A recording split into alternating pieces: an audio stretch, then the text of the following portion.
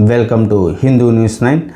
ఆంధ్రప్రదేశ్ రాజకీయాల్లో ఈ రెండు పేర్లు వినిపించగానే రాష్ట్ర రాజకీయాల్లో విద్యుత్ ప్రవాహం పరిగెడుతుంది. ఒకరు 4 దశాబ్దాల రాజకీయ అనుభవం, వ్యవస్థలను నడిపించిన వ్యూహకర్త ఆయనే నారా చంద్రబాబు నాయుడు. మరోవైపు తండ్రి మరణాన్ని రాజకీయ శక్తిగా మార్చుకున్న నాయకుడు వైఎస్ జగన్మోహన్ రెడ్డి. ఈ ఇద్దరి మధ్య ఎందుకు ఈ తీవ్ర రాజకీయ వైరం? ఇది కేవలం ఎన్నికల పోరేనా లేదా తరతరాల రాజకీయ యుద్ధమా? ఈరోజు పూర్తి కథను చూద్దాం. ఆంధ్రప్రదేశ్ రాజకీయాలు మొదలవ్వాలంటే ఒక్క పేరుతో మొదలవ్వాలి. Doctor YS Rajasekhar Reddy. 2004 నుంచి 2009 వరకు ఆంధ్రప్రదేశ్ రాజకీయాలను వైఎస్ పాలన శాసించింది. సంక్షేమ రాజకీయాలు వైఎస్, అభివృద్ధి రాజకీయాలు చంద్రబాబు. ఈ పోరు రాష్ట్రాన్ని 2 రాజకీయ ధృవాలుగా చీల్చింది. అప్పుడే చంద్రబాబు వైఎస్ మధ్య తీవ్ర రాజకీయ శత్రుత్వం ఏర్పడింది. రెండో విషయం వైఎస్ ఆకస్మిక మరణం. 2009 ఆంధ్ర రాజకీయ చరిత్రలో అత్యంత విషాదకర సంవత్సరం. వైఎస్ రాజశేఖర రెడ్డి ఆకస్మిక మరణం. కాంగ్రెస్లో నాయకత్వ ఖాళీ, వైఎస్ అభిమానుల్లో ఆగ్రహం, జగన్ ఎదుగుదల వేదిక ఇక్కడే. జగన్ రాజకీయాల్లో పూర్తిగా రంగప్రవేశం చేశాడు. మూడవ విషయం, తండ్రి మరణం తర్వాత జగన్ ప్రారంభించిన ఓదార్పు యాత్ర కాంగ్రెస్ అధిష్టానం ఆపింది. జగన్ వినలేదు. పార్టీ ఆదేశాలకు తిరుగుబాటు చేశాడు. ప్రజలతో నేరుగా అనుబంధం చేశాడు. ఇక్కడే జగన్కు కాంగ్రెస్కు బంధం తెగిపోయింది. అలాగే చంద్రబాబు దృష్టిలో జగన్ ఒక భవిష్యత్తు రాజకీయ ప్రమాదంగా మారాడు.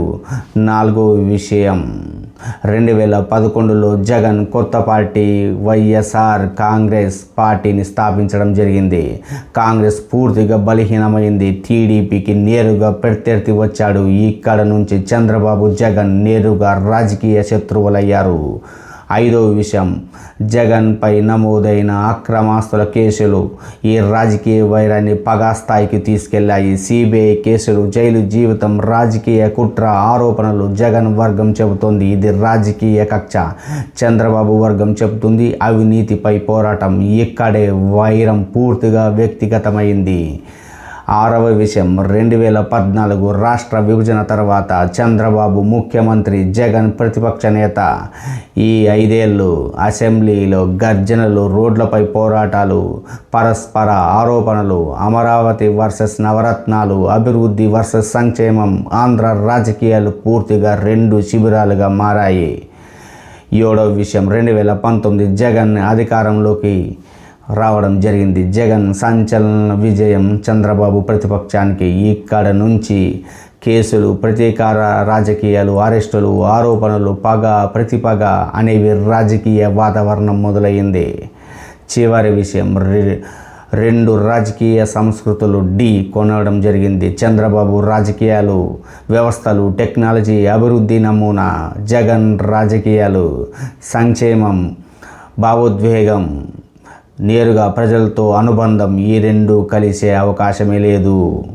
ఇది చంద్రబాబు, జగన్ మధ్య వైరం సాధారణ రాజకీయ విభేదం కాదు. ఇది వైఎస్ వారసత్వం నుంచి వచ్చిన పోరు. ఇది అధికారం కోసం జరిగిన యుద్ధం.